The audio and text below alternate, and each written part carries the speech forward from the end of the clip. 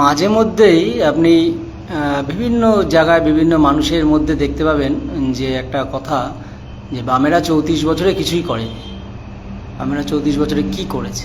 তা আমরা যারা বামপন্থীরা তারা বামেদের শাসনকালের হয়ে যাওয়া বিভিন্ন রকমের কাজকর্ম সেগুলোকে তুলে ধরার চেষ্টা করি।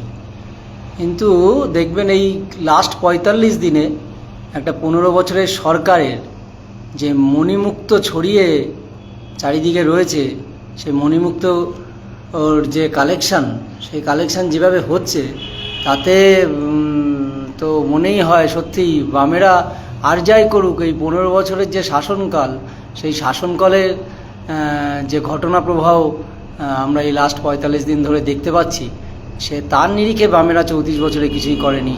এটা একেবারে সত্যি এবং প্রাসঙ্গিক। যারা বলে থাকেন তাদেরকে সত্যি সাধুবাদ জানানো উচিত।